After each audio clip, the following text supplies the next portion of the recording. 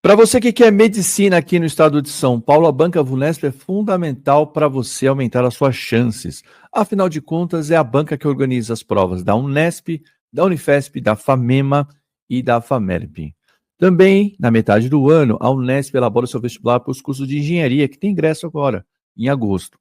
E a prova elaborada é muito parecida, para não falar que é igual à prova que você vai enfrentar. Portanto, se você está se preparando para medicina, você tem que dar uma conferida aqui nessa resolução, vai te ajudar muito para você não perder nenhum ponto em inglês. Dito isso, vamos lá? Solta a vinheta, vamos gravar, vamos corrigir essa prova. Fala aí, turma, tudo bem? Olha eu aqui, meu nome é Celso, professor de inglês, especialista em inglês para o vestibular. Estou aqui para corrigir com você uma prova da banca Vunesp, uma prova da própria Unesp. Sempre importante para você que está buscando aprovação no vestibular, olhar as provas que a banca elabora. Então, a Vunesp é uma banca muito importante para você que é medicina, então não deixa de conferir aqui. Já de saída, eu peço para você que se inscreva no canal, deixe seu like, faça o seu comentário.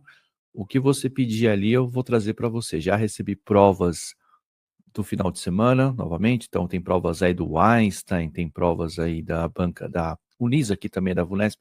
Então, quanto mais provas você puder olhar sobre esse assunto, mais importante fica a sua preparação, tá certo? Então, se inscreva, passa para um colega, porque aí você recebe, e aciona ali a notificação para você poder assistir e entender como é que funciona essa prova, tá certo?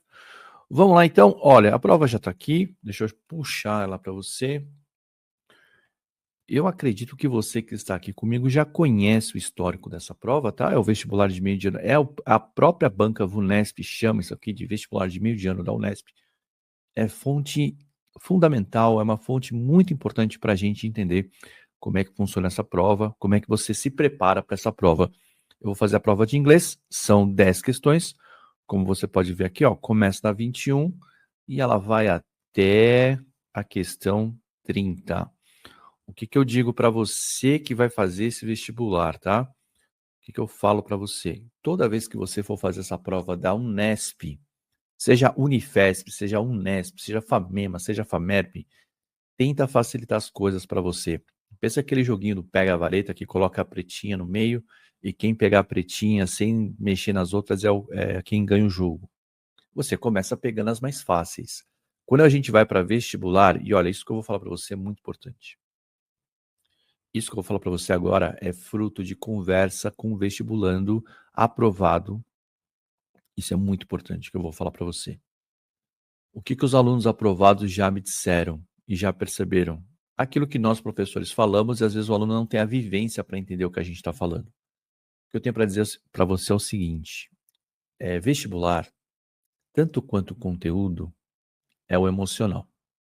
Então, a maneira de você lidar bem com o seu emocional é fazer a prova dentro de um tempo razoável. Ou seja, você chega para fazer a prova, você estudou para aquela prova, você se preparou para essa prova da forma que você está se preparando exatamente nesse momento, assistindo essa resolução. E daí o que você faz? Você começa a fazer pelas questões mais fáceis, mais simples, mais tranquilas e vai observando que a sua resolução de prova está dentro de um tempo legal. E isso vai te acalmando, te dando confiança. Para quem vai para uma carreira concorrida com medicina, isso faz muita diferença. Então presta atenção nisso, tá? Vestibular não é só conteúdo, não é só conhecimento. Vestibular é estratégia e capacidade emocional de lidar com o tempo. Dito isso, você pega a prova aqui, você vai analisar. Eu vou fazer na sequência, tá? Até porque fica mais organizado. Mas você vai reparar, enquanto eu faço a resolução da prova, vamos começar aqui, que existem questões que você faz primeiro, tá bom? Mas eu vou fazer na sequência. Na sequência, o que eu tenho aqui? A questão 21, ela fala assim: de acordo com o texto e com as imagens, em 19 de novembro de 2024, o que aconteceu com o rio Tapajós? Eu olho aqui no mapa, na verdade uma foto de satélite, né? Eu tenho o rio Tapajós no dia 10 de outubro, eu tenho o rio Tapajós no dia 19 de novembro. Ele me perguntou. Primeira coisa que eu observo, a Vunesp prioriza muito a sua capacidade de análise de imagens, tá bom? Isso é muito importante, você desenvolver. Eu vejo aqui que o rio tá mais cheinho. Essa parte clarinha aqui são bancos de areia. O azulzinho é água. Ah, professor, mas essa é a cor? Talvez tenha sido tratado, tá? A imagem tenha sido tratada para fazer uma representação mais clara. E é para isso que serve uma imagem, para te trazer uma informação. Qual que é a informação? Que em 19 de novembro o rio está mais cheio. Só isso. Eu só sei que o rio está mais cheio. Aí no texto ele vai me falar por que está mais cheio. Tá aqui, ó. Em 2024, no Brasil, o maior exportador de milho e soja, largest comparatives, aula de comparatives, está lá no curso, tá? Eu não falei do meu curso ainda, eu vou falar dele agora. Aula 4 do curso, já está lá para você aprender, porque aparece em todo o texto. A função de comparação é decisiva, porque é uma função essencial na expressão. Você sempre usa comparações para ajudar a pessoa com quem você está conversando a entender as coisas, tá? Então tá aqui, ó, comparatives. O Brasil, o maior exportador de soja e de milho, enfrenta uma das piores drought, seca, da sua história recente. Entre os piores afetados, os rios mais afetados, né? Pior, worst, ó, de novo aqui, ó. Comparatives. Você tem que assistir a aula de comparatives, tá lá na plataforma. É o rio Tapajós, uma artéria-chave no comércio, trade, negociação de grãos do estado do Mato Grosso. O coração latente, beating heart, o coração que bate, é a parte mais importante da produção agrícola brasileira. Ou seja, o Tapajós está no Pará, mas ele passa. Então, ele é usado para fazer o escoamento da produção. Em outubro, os níveis da água alcançaram históricas baixas, ou seja, em outubro estava sequinho, uma seca histórica, forçando a suspensão do tráfego. Não é tráfico aqui, tá? É traffic que fala em inglês, mas traffic no português eu traduzo para tráfego, trânsito, de barcos e transporte de goods. Goods não é bons, goods com S, mercadorias. O satélite Copérnicus, né, tem imagens que mostram claramente o impacto da crise. A imagem do dia 10 de outubro, grandes áreas de areia podem ser vistas no leito do rio. Cama do rio, riverbed? Não, leito do rio. Um sinal de uma drástica redução nos níveis da água. Graças às chuvas de novembro, o rio foi parcialmente ganhando de novo. Ganhou de novo o seu fluxo, como demonstra a imagem da data do dia 19 de novembro, permitindo ao rio, o transporte do rio, a retornar. Resume não é resumir, é retornar 50% da sua capacidade. Já li tudo. O GDO, o Observatório Global da Seca do Copérnicus, monitora e provê dados nas condições de seca global para poder dar suporte para o gerenciamento dos recursos da água e uma resposta de emergência. Ou seja, existe um satélite, existe um observatório que fala, olha, está seco aqui, o que a gente pode fazer? Tá? Então, a gente leu tudo aqui. Antes de eu resolver a questão, o que você percebeu, talvez, que você precise? Você precisa de uma frequência numa leitura de texto e uma frequência de exposição a um vocabulário. Lê um texto, não sei um monte de palavra, aprende comigo. Aqui, ó, do jeito que eu te falei, né? Lógico que traduzir não é a melhor forma de fazer, como eu fiz para você, tá? Eu te ajudei a você ter uma ideia. Mas você recebe essa informação, ela entra por aqui, sai por aqui, se você não vier e fazer um trabalho sistemático. Professor, está fazendo mexer? Estou. No meu curso? Sim, com certeza. Mas por quê? Para você entender como é que você de fato vai passar a chegar nesse nível de conseguir ler esse texto. Porque lá no dia da prova eu não vou estar aqui no vídeo soprando para você. Eu vou te ensinar como é que isso passa a fazer parte de você também. Tá certo? Vamos resumir aqui, ó. O que a gente entendeu? O rio ficou seco, mas aí choveu. Em novembro, November Rain, aquela música do Guns N' Roses, vocês não fazem ideia do que eu tô falando, né? A canção do Guns N' Roses. Graças às chuvas de novembro, ajudou ao rio recuperar um pouquinho do seu fluxo, 50%.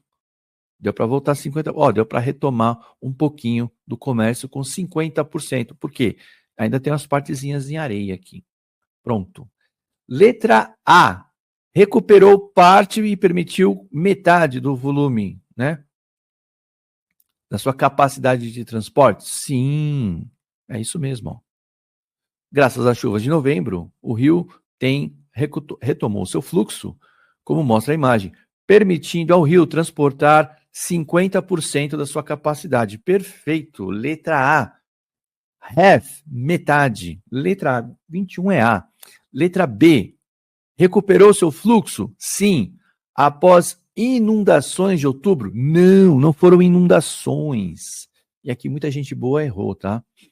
Porque, inundou. Mas por que inundou? Porque choveu. O problema aqui não são as inundações. Porque não inundou, gente. É por isso que a B está errada. Ela não flui a inundação. Ele só pegou o quê? Metade do volume. A B está errada por causa do flood, é transbordar, né? Então, muito boa essa aqui, inclusive, da Unesp, tá? Gostei bastante. Pode ser navegado completamente? Ainda não. Tá só com 50%. Para transportar pessoas e grãos. Ainda precisa de muita chuva para transbordar? Sim, e compensar as perdas. Só que o texto não está falando disso aqui. O texto falou exatamente a letra A. Por isso que a D está errada. Está de volta ao seu mais baixo nível? Não está de volta ao mais baixo nível. Ele saiu do nível mais baixo, considerando o período do ano. Então, nada a ver. 21, anote aí, letra A. 22, de acordo com o texto, que eu já li.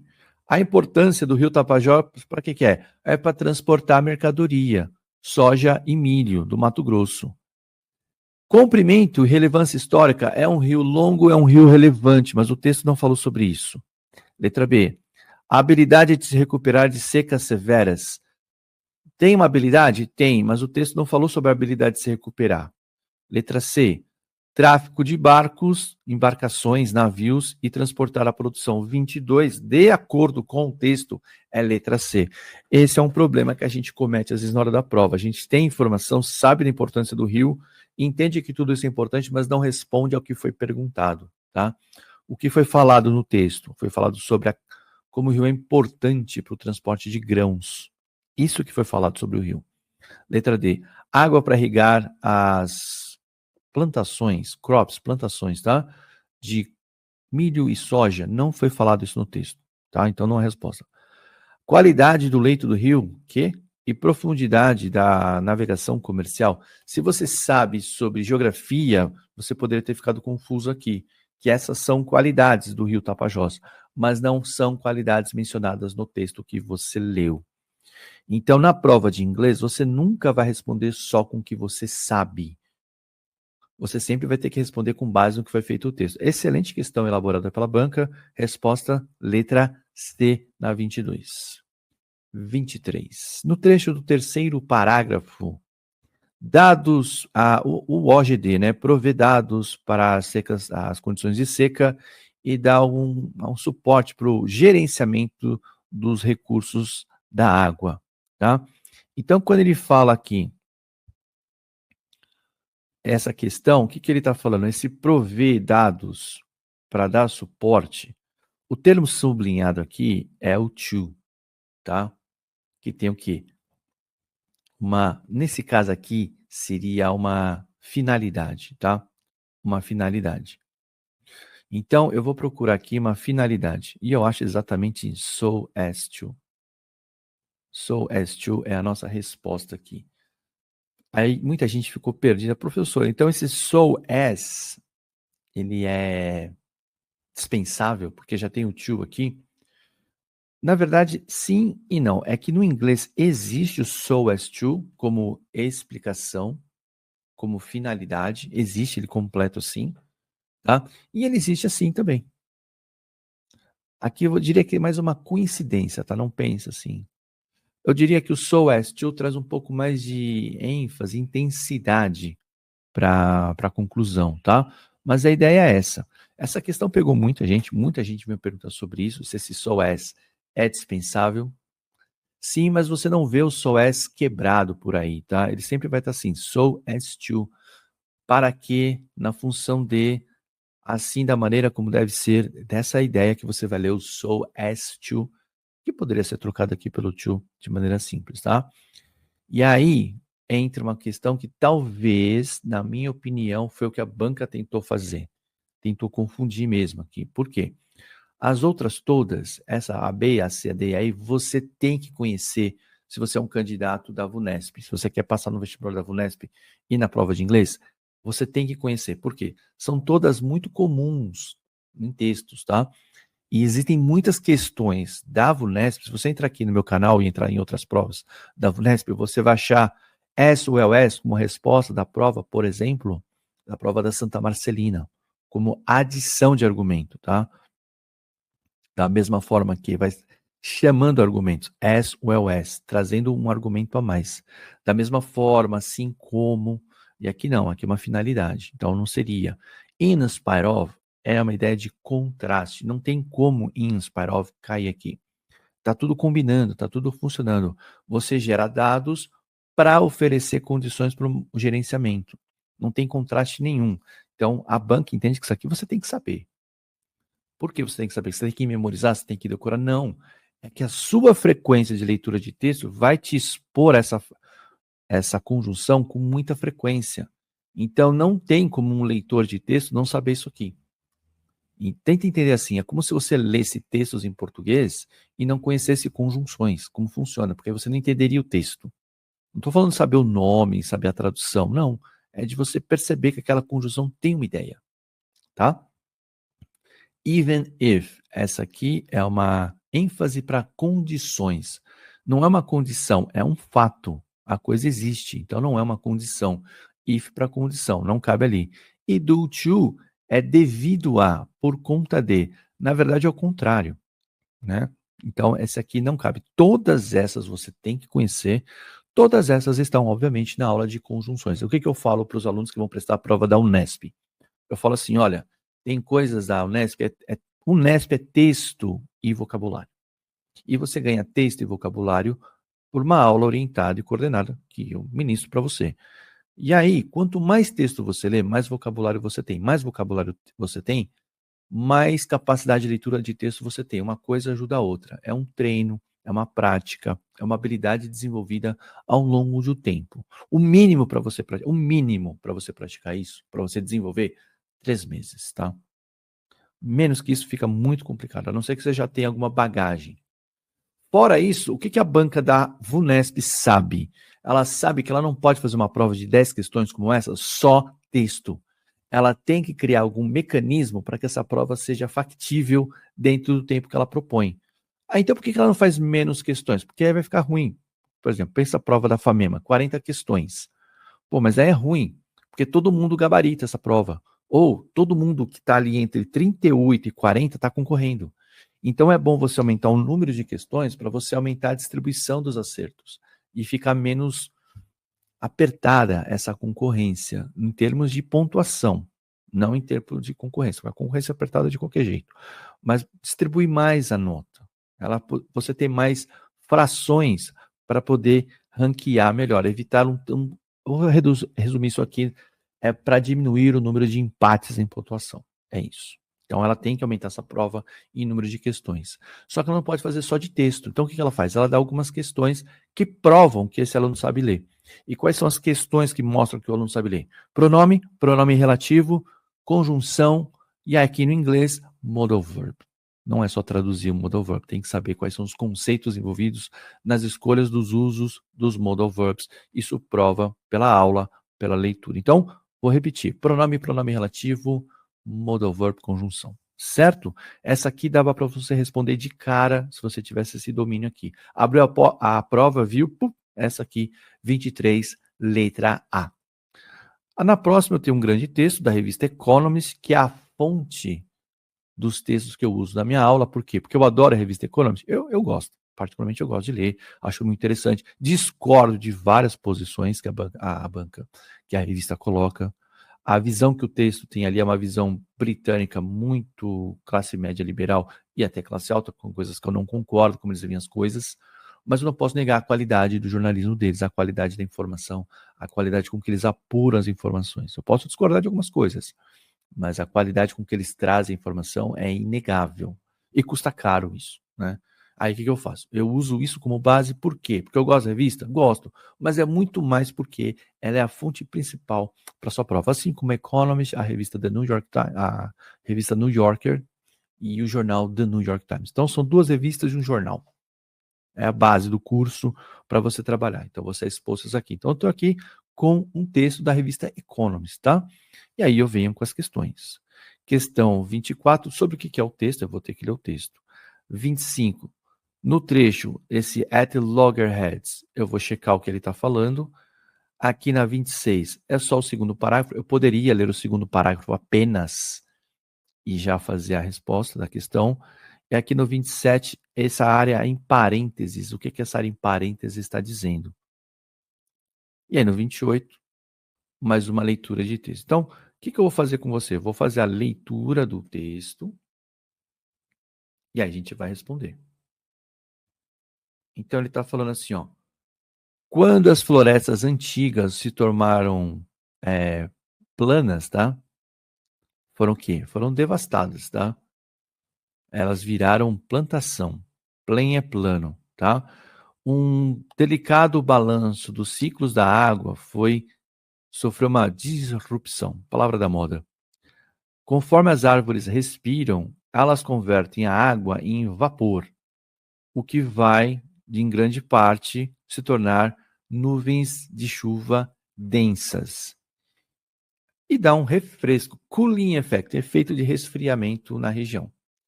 Essa moisture, essa umidade, esse processo de reciclagem da umidade também influencia na circulação atmosférica, que tem um papel fundamental na temperatura, na regulação da temperatura na planície amazônica, certo? Mas eu acho que faltou a primeira parte aqui, né? Pronto, já li eu li o terceiro, né? Era para ler o segundo, eu li o terceiro. Acontece. Décadas de crescimento da produção de soja e milho transformaram o Brasil num grande produtor, powerhouse, um dos grandes nomes da agricultura. Eles também lideram a destruição de vastas áreas da floresta amazônica. Isso tem colocado os fazendeiros e os ambientalistas at loggerheads. Aqui eu já posso responder, né? Posso responder já, né? Já entendeu, né? O ambientalista está aqui. O fazendeiro está aqui. O fazendeiro quer desmatar, o ambientalista quer preservar. At loggerheads estão em conflito.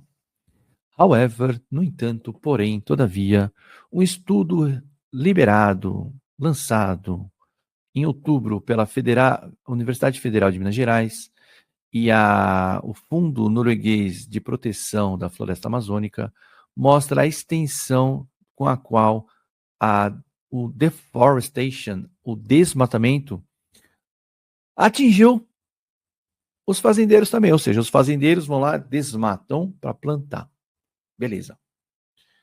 Eles querem desmatar porque tem maior área produtiva. E brigam com os ambientalistas que falam, protege, não desmata tudo. Aí o que acontece? Desmatou para ter maior produção, maior área, maior lucro. O que acontece?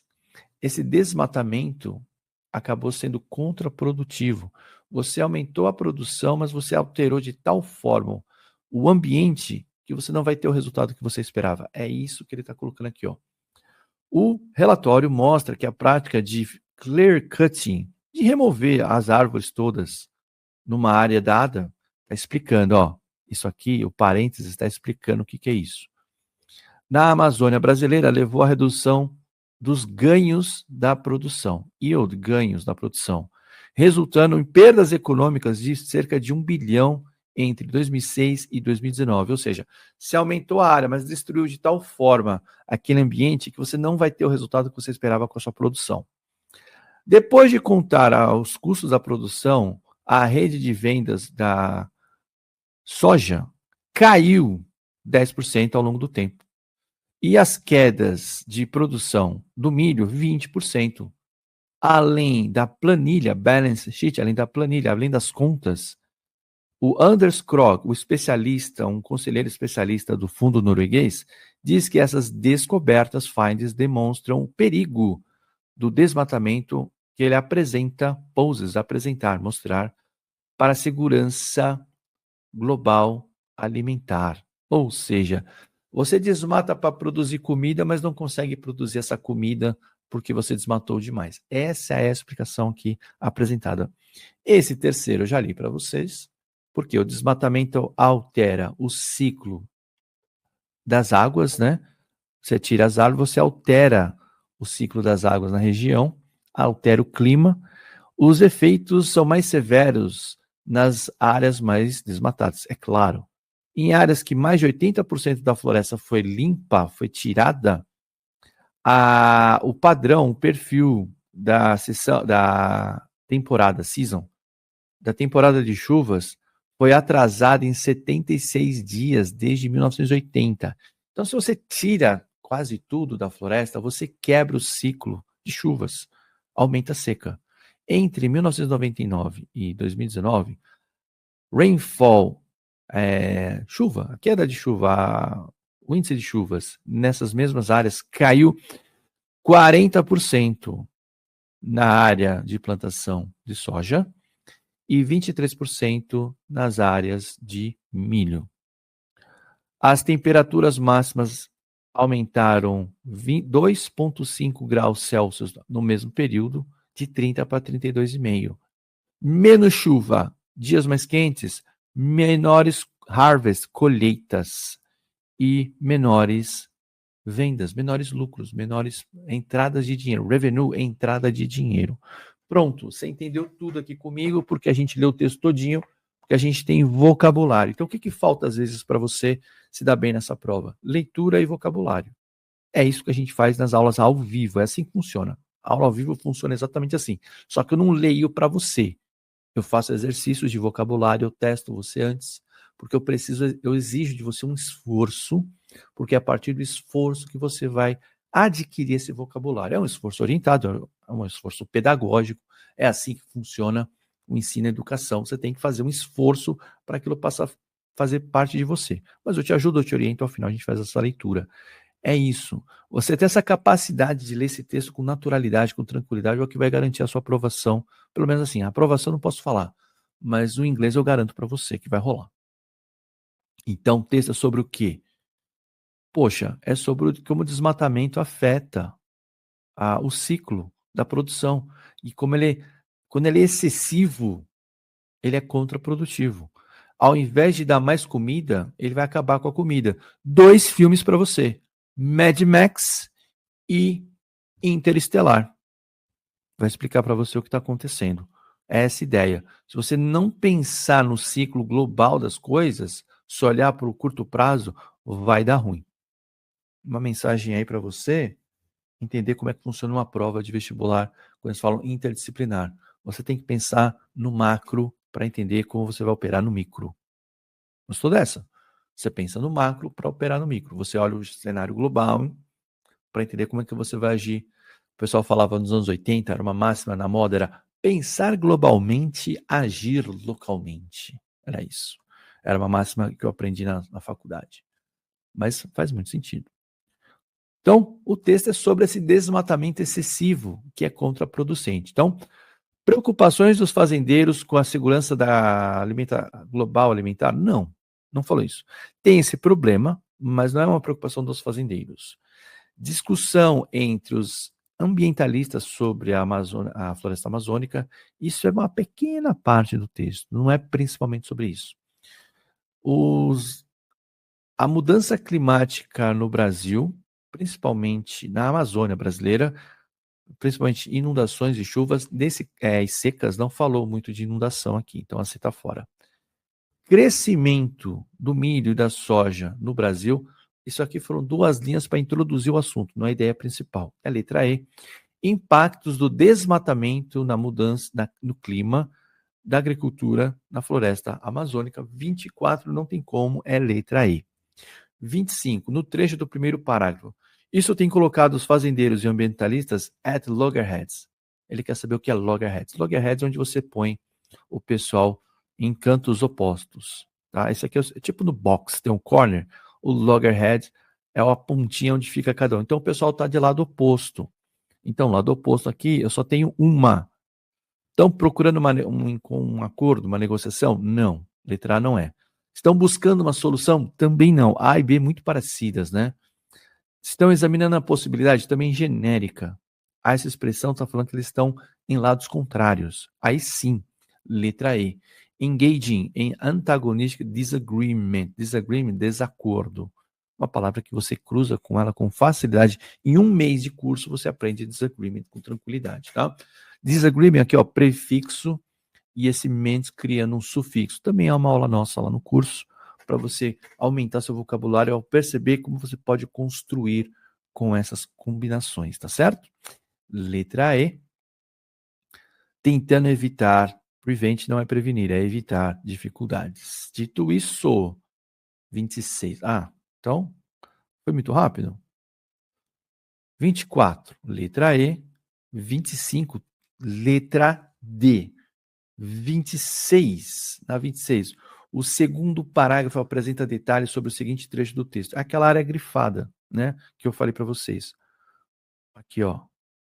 Ele está falando sobre as perdas, tanto sobre as perdas quanto... está falando basicamente sobre as perdas, né?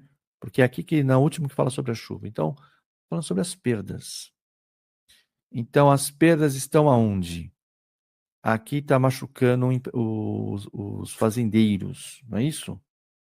No entanto, o que está acontecendo? Está machucando os fazendeiros, está criando danos aos fazendeiros. Machucando é a tradução, né? Magoando também. Então, hurting é aquela coisa, causar dano. É só. O segundo parágrafo é sobre as perdas financeiras. A letra A está falando sobre as perdas climáticas, alterações climáticas. A letra C fala sobre o combate. A letra D fala sobre o crescimento da agricultura. E a letra E fala sobre como foi que esse processo gerou o que está no segundo parágrafo. Mas o que explica o segundo parágrafo é isso aqui, ó. Foi feito um estudo, foi feito um levantamento. E o segundo parágrafo faz o quê? É esse aqui. Abre os números apontados por esse estudo. Então, a 26, letra B. 27 é o que eu falei. Isso aqui está explicando, né? Isso aqui está explicando. Explicação é uma condição? Explicação é uma definição? Pode ser. Explicação é uma possibilidade? Não. Explicação é uma crítica? Também não. É uma justificativa? E aí muita gente me perguntou, professor, mas isso aqui não está justificando? Seria o seguinte, seria o contrário, se isso aqui, né, fosse, por exemplo, explicasse a justificativa, ó, as temperaturas aumentaram por causa disso. Aí sim, né? A mudança climática aconteceu por causa disso. Aí sim. Mas o que ele está dizendo? O relatório mostra que a prática de limpar a área no Brasil, na Amazônia brasileira levou o quê? A uma redução, tá certo? Ele não está justificando, reduziu por causa disso. Ele está falando que, assim, isso aqui está explicando por que isso aqui aconteceu. E aí o que eu acho que a banca tentou fazer aqui nessa questão? Ela tentou buscar alguém que tenha decorado definições da nossa aula de pronome relativo. Porque na aula de pronome relativo você tem assim, oração explicativa e oração restritiva. Essa aqui é uma oração explicativa, tá? Tá entre parênteses, ela não é restritiva, ela é explicativa, tá? E aí a gente usa lá que ela é uma non-defining. Tem a defining que é restritiva e a non-defining. Então ela tentou te enganar aqui pelas definições. Essa foi a questão que eu menos gostei, tá? Porque ela tentou jogar muito aqui na justificativa e às vezes assim, aluno tem dificuldade para perceber isso aqui. Onde é que estava a percepção? Ó, isso aqui é uma oração explicativa. E a oração explicativa traz mais alguma ideia. Justificativa? Não. Aí, para ser justificativa, eu teria que ter alguma conjunção aqui. É mesmo uma definição. Ó, a definição do quê? Do clear cutting. O que é clear cutting? É isso aqui. Essa é a definição. Então, se eu abrir um pouquinho aqui para entender o geral, eu me perdi. Às vezes, um aluno bem preparado se perde aqui. Onde é que isso aqui poderia ter removido? Se você voltasse aqui, como eu fiz a leitura, e eu falei para você na leitura aqui, né? Lembra que eu falei? Ó, aqui. Eu falei rapidamente, você voltar e você vai ver, ó. A prática do clear cut. O que é clear cut? É isso aqui. Você vai ver, se você voltar ao vídeo, eu montei para você. Mas às vezes a gente tenta fazer uma restringir e acaba perdendo um pouco. Então, na dúvida, volta no texto, olha de novo. Por isso que a habilidade de leitura é importante, para você não ficar tenso, ansioso, tensa, ansiosa com o quê? Ai, tô perdendo tempo na leitura. Não, você já ganhou tempo em alguns lugares. Esquece os coleguinhas, você já está na frente. E aí você tem mais calma e tranquilidade numa questão como essa. Essa eu achei que eles pegaram pesado, mas aqui, se você entender que isso aqui é uma explicativa disso aqui, e explicando como definição, 100%, tá bom? 28. No contexto do quarto parágrafo, aqui é uma explicativa, né, clássica, e aí sim, eu já tinha cantado a bola aqui, né, se fosse a justificativa. Então, pronto, né? Tenho aqui uma B, justificativa para remoção da vegetação. Não tenho justificativa para remover. Percebeu como eles tentam te pegar o tempo inteiro com essas palavras? A galera que é de mais habilidosa em exatas odeia isso aqui. É uma regra. A mesma palavra aqui ela muda de ideia. Por conta do contexto. Isso deixa o pessoal nos nervos, tá? O que ele está falando aqui? Ele está explicando o que acontece. Isso aqui que aconteceu, então assim, o que aconteceu? Menos chuva, dias mais quentes significam menor colheita, menor entrada de dinheiro. Isso aqui é uma consequência do quê? Tudo isso aqui, do desmatamento. Como eu tinha falado para você, quando eu fiz a leitura do texto. Então, o que eu percebi nessa prova dessa vez? A tentativa da banca pegar vocês ali por uma tentativa de uma leitura curta, tá? Que é algo que eu ensino. De acordo com o segundo parágrafo, de acordo com o terceiro parágrafo, começa a cortar a prova para ganhar tempo. Mas parece que a banca não quer que você faça isso.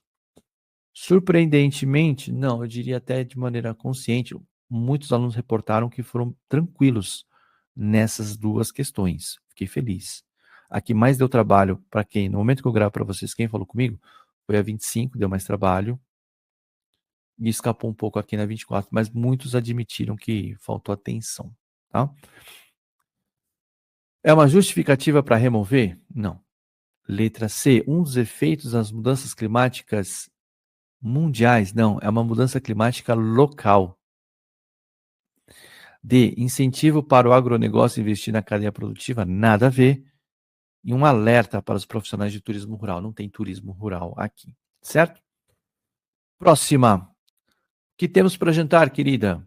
Uma pizza feita no micro-ondas. Oh, que delícia. Como devo cortar isso? 6 pedaços ou 8 pedaços? Ela está perguntando, esperando o cara responder. Isso aqui é modal verb na aula 3, tá? Modal verb na aula 3. São 3 aulas de modal verb e tem uma revisão ainda. Melhor cortar em 8.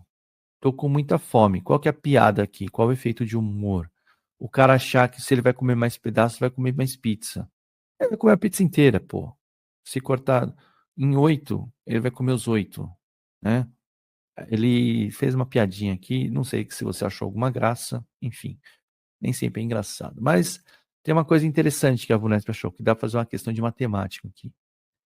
Então, ele vai comer mais pizza se ele comer o quê? 4 fatias de 6, aí você faz a conta. 4 de 6, faz a conta aí, a dízima periódica, né? 2/3 da pizza. Se ele comer 4 de 8, cortou a pizza em 8 e comer 4, ele comeu metade da pizza, já está perdendo. 2/3 é mais que metade. Se ele comer 2 pedaços de uma pizza de 6 pedaços, 6 fatias, está comendo 1/3, já é menos que todos aqui. 5 fatias de uma pizza com 8, aí você tem que fazer a conta. Quem é maior? 2/3 ou 5/8? Tá ganhando 2/3 ainda. Ou 3 de 8, 3/8 é menor. Então, a questão era quem era maior, A ou D? Aí você teve que fazer a conta. Quem é maior, 2/3 ou 5/8? Como a gente dividiu mais, claramente 2/3 aqui, questão de matemática, 29, letra A. É a segunda questão de matemática que eu vejo da VUNESP nesse mês. Recomendo a você dar uma olhadinha no gráfico das comidas mais populares no Japão, na Alemanha, nos Estados Unidos, feito na prova da Santa Marcelina VUNESP. Corre lá e vai conferir. 30. A mulher está fazendo uma pergunta, está esperando uma resposta, tá? Que é uma opinião dele. Então ela está expressando desconforto? Não. Ela está perguntando, querendo chegar num consenso? Também não. Ela espera uma sugestão. Diz aí o que você quer. Qual é a sua sugestão? 6 ou 8? Deseja, quer um desejo ou preenche uma obrigação? Esse obligation aqui é para te confundir com o should lá. Aula de modal verb aqui, ó, que eu falei para você. Uma maneira nova, interessante de cobrar modal verb, tá certo? Turma, tá aí. A prova tá resolvida. Se você ficou com alguma dúvida, se você não gostou de alguma coisa que eu falei, se você acha que eu mastiguei a resolução em alguma questão, comenta aqui. Eu vou lá e respondo para você novamente, tá certo? Tudo que vocês falam aqui gera. Esse vídeo aqui tá aqui porque vocês pediram, fizeram comentários. Ou o pessoal me pediu lá no grupo, tá? Do meu curso. Vou deixar mais uma vez aqui no link da descrição um convite para você vir participar das minhas turmas, tá certo? Estamos em junho, a prova tá chegando, ainda dá tempo. Daqui a pouco não dá mais tempo, não, tá certo? Então é isso, gente. Eu paro por aqui, vejo vocês na próxima. Se inscreva no canal, passa para um colega, deixa seu like, seu comentário, por favor. Vamos ajudar a chegar a 1000 ainda esse ano. Vamos lá. Valeu!